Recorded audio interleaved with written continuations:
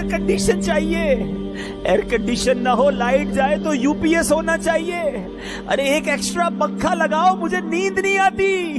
अरे कब्र में अकेले कैसे रहोगे?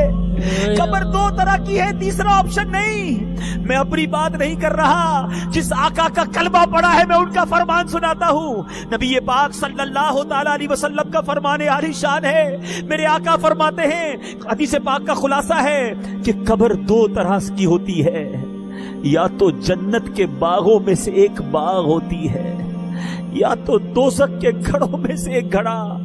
बताओ मेरे मीठे इस्लामी भाइयों, जितने मेरे इस्लामी भाई यहां बैठे हैं, क्या बाद में जो ये बयान सुने अपने आप से पूछ लो, खुदारा अपने आप से पूछो, अगर आज मर गया कब्र जन्नत का बाग बनेगी?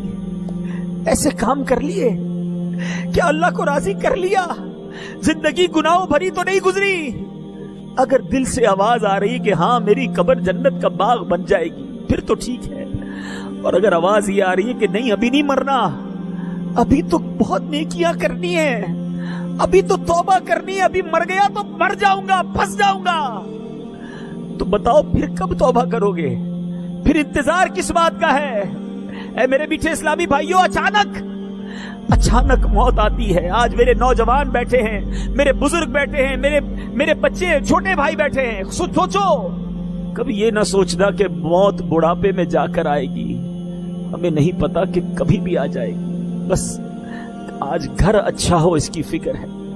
आज की रात ये फिक्र कर लो कि मेरी कब्र भी नरम होनी चाहिए, कब्र भी वसी होनी चाहिए, कब्र भी रोशन होनी चाहिए, कब्र में भी ठंडी हवा होनी चाहिए। जहन्नम की आग कैसे बर्दाश्त करूंगा? कीड़े मकोड़े आ गए तो क्या करेंगे? ऐ मेरे मीठे इस्लामी भाइयों, आओ आज अपनी कब्र की फिक्र करते हैं। आज उस कब्र की फिक्र करते हैं जिसमें साथ किसी ने नहीं आना, कफन में जेब नहीं, कब्र में तिजोरी नहीं, मैं हूंगा और मेरे अमाल हो। हजरत याकूब अला नबीना अलैहिस्सलाम ने एक बार हजरत इजराइल मलकुल मौत अलैहिस्सलाम से क्या कहा? आपकी दोस्ती थी तो आप हजरत याकूब अलैहिस्सलाम ने मलकुल मौत से कहा कि मलकुल मौत आए तो हजरत याकूब अलैहिस्सलाम ने सवाल किया कि आप मुलाकात के लिए तशरीफ लाए हैं या मेरी रूह कब्ज करने के लिए आए? कहा मुलाकात के लिए आया हूं। तो फरमाया कि जब मुझे वफात देने से पहले ऐसा करना, मेरे पास अपना कासिद पैगाम देने वाला पहले भेज देना, यानी मौत का वक्त आने से पहले कोई मैसेज दे देना, कोई कासिद भेज देना। चुनाचे जब रूह कब्ज करने के लिए मलकुल मौत आए तो आप अलैहिस्सलाम ने इरशाद फरमाया कि आपने मेरी वफात से कबल कासिद भेजने का कहा था। बात हुई थी कि आप मरने, मेरी रूह कब्ज करने से पहले कोई पैगाम देंगे, कोई इंडिकेशन देंगे, कोई कासिद भेजेंगे। मलकुल मौत ने क्या कहा सुनो, कहते सियाह यानी काले बालों के बाद सफेद बाल, जिस्मानी ताकत के बाद कमजोरी और सीधी कमर के बाद कमर का झुकाव। ऐ याकूब अलैहिस्सलाम, मौत से पहले इंसान की तरफ मेरे यही तो कासिद हैं, यही तो पैगाम हैं। आज कितने मेरे ऐसे भाई बैठे हैं जिनके अब बाल सफेद होने लग गए। अच्छा, इंसान जो है ना वो अपने आप को बूढ़ा मानने के लिए भी तैयार नहीं होता, कहते हैं नजले से सफेद हुए हैं। अरे आ गया ना सफेद बाल, अब तैयारी कर लो, अब ये आ गया मौत का पैगाम।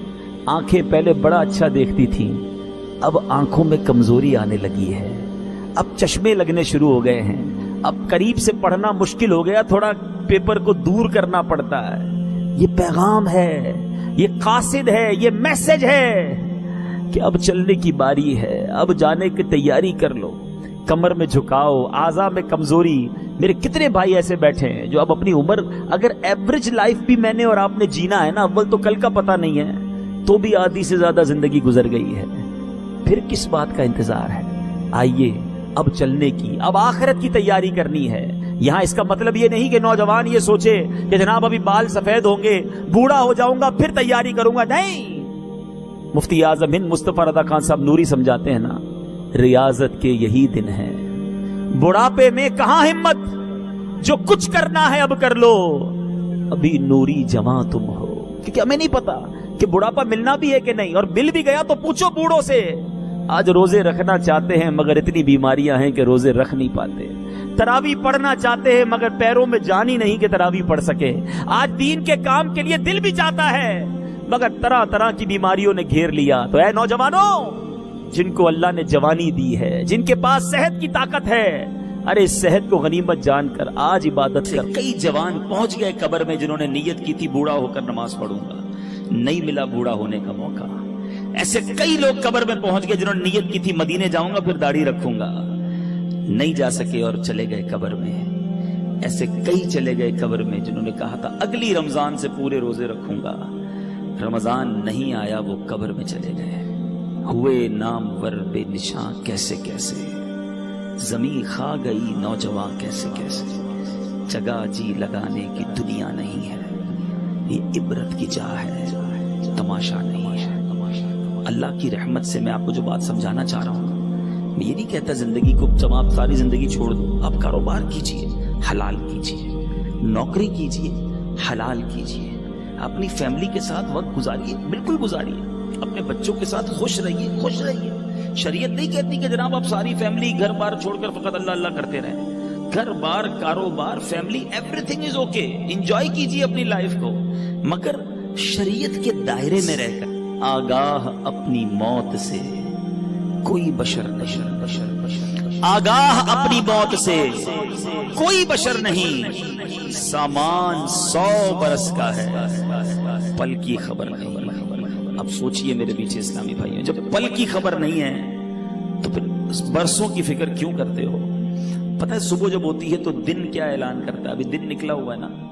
پیارے آقا علیہ الصلوۃ والسلام فرماتے ہیں جب روز صبح سورج طلوع ہوتا ہے، نکلتا ہے، تو اس وقت دن یہ اعلان کرتا ہے کہ آج کوئی اچھا کام کرنا ہے تو کر لو، میں پھر پلٹ کر نہیں آؤں گا. آج کا دن کل نہیں آئے گا، پھر کبھی نہیں آئے گا ہماری زندگی میں، لیکن ہمیں احساس ہی نہیں ہے. ہر روز میں قبر کے قریب ہو رہا ہوں، کبھی تو بے چینی ہو. ایک بار ایک باپ اور بیٹا سوئے ہوئے تھے. بیٹا رات کو اٹھ گیا، رات کو اٹھ کر رونے لگا. باپ نے کہا بیٹا کیوں رو رہے ہو، کیا ہو گیا؟ کہتا ابو جان بات یہ ہے کہ صبح مجھے کل قاری صاحب نے ایک سبق دیا تھا، اب مجھے کل استاد صاحب کو وہ سبق سنانا ہے، سبق یاد نہیں ہوا ہے. اب استاد صاحب کو نہیں سناؤں گا تو انہوں نے سزا دینی ہے. یہ سن کر باپ بھی رونے لگ گیا. کمال کا باپ تھا، رونے لگ گیا. کسی نے پوچھا کہ تم کیوں رو رہے ہو؟